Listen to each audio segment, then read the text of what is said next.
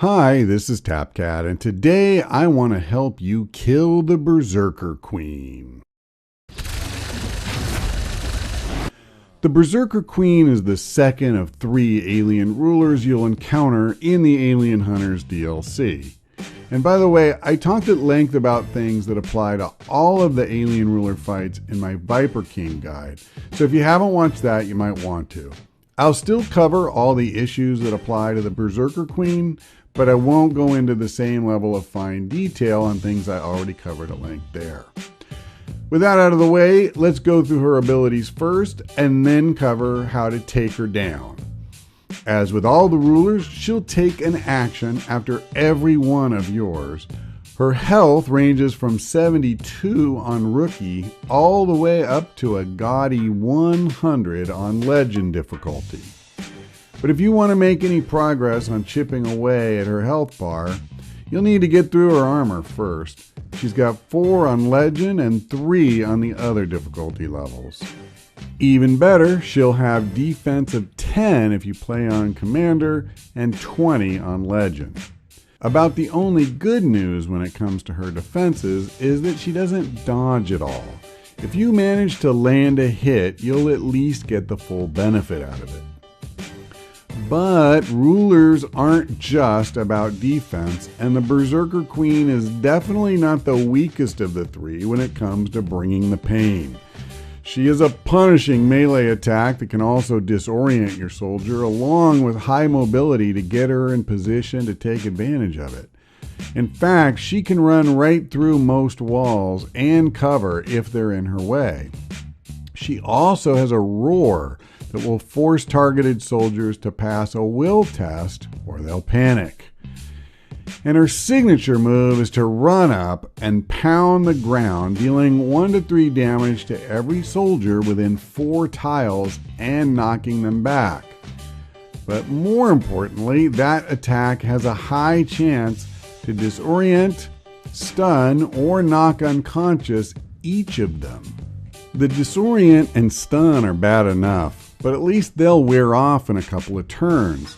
But if she knocks someone unconscious, they're down for the rest of the mission unless you have a specialist with revival protocol around to revive them. Now, one bit of good news is that neither she nor other aliens will attack stunned or unconscious troops. Just be aware they don't show the same courtesy for the disoriented ones. Now finally, she has the ability to summon a gate after you've hurt her badly enough or a few turns have passed. And once the gate's open, she'll leave on the next reaction phase. So that's what she can do. The question now is, what can you do?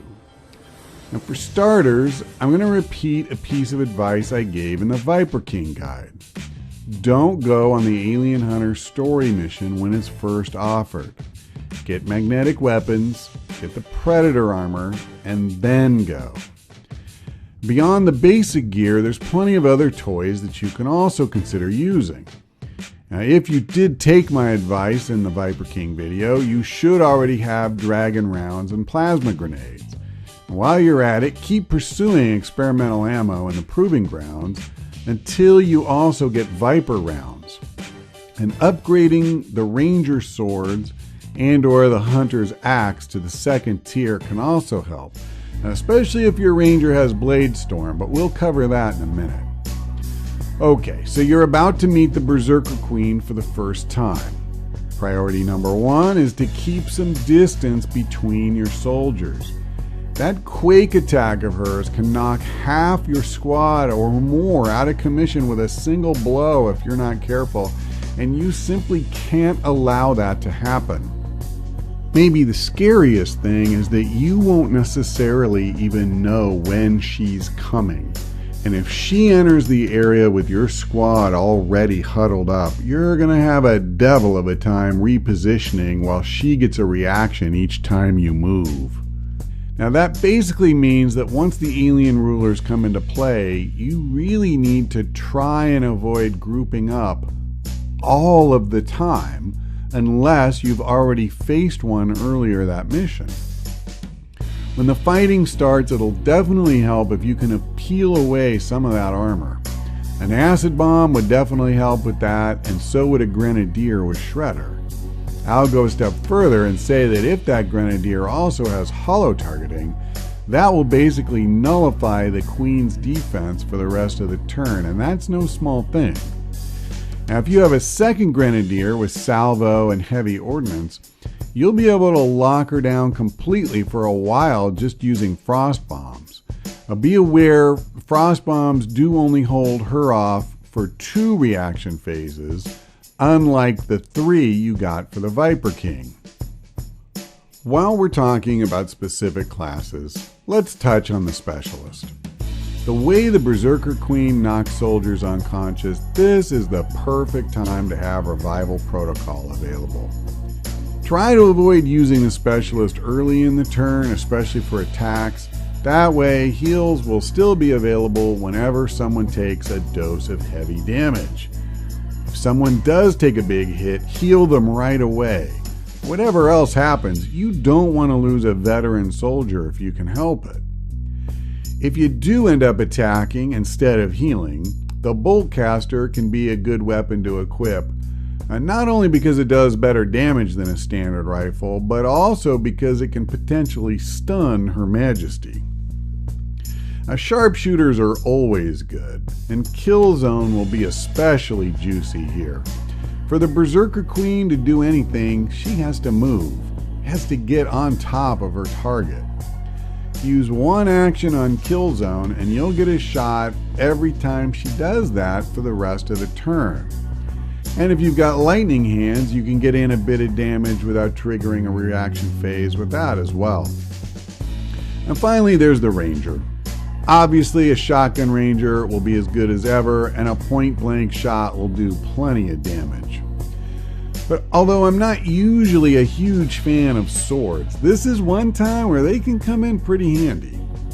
First, a slash attack can be done in such a way that it's both the move and the attack with a single action. Also, remember, throwing the Hunter's Axe doesn't cost an action at all, it doesn't end your turn, and the Queen won't get to react after you do it. And things really get interesting if you've got Blade Master. If you get in a good position, you can get a free attack or 2 when she's moving near you. Now that's not enough? Okay, if you've upgraded your sword to an arc blade, or if you have the ionic version of the Hunter's Axe, it can stun her whenever it hits. And normally you'd only have a 25% chance of that happening.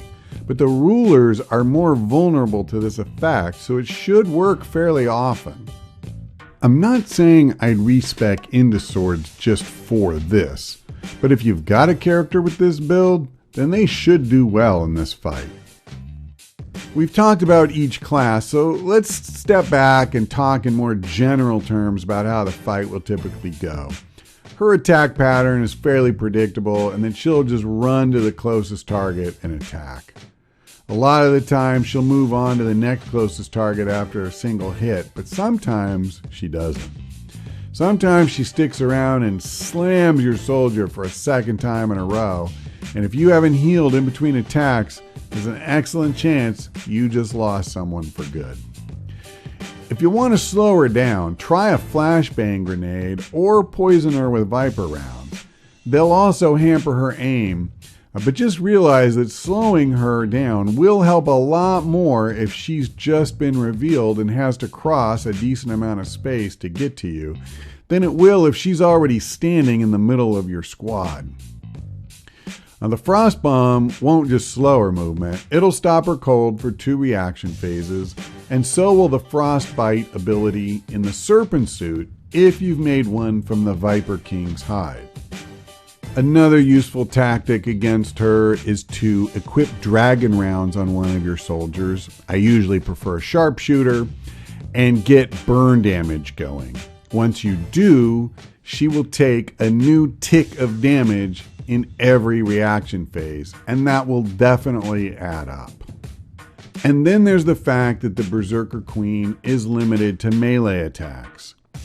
If she's on a roof, you might be able to use a grenade to drop her down to the floor below and buy yourself some time while dealing damage simultaneously. But if you think you can get on a roof and laugh at her just because you've blocked off, the ladders and access points, you'd better be careful. I learned the hard way that if you're only one floor up, her Quake AoE will still affect you. Now, I've seen people claim that it won't hit you if you're higher up than that, but I haven't had the chance to verify that for myself, so use that tactic at your own risk. Alright, if you've made it this far, then hopefully you found this video helpful. If so, please give it a like so other people can find it too.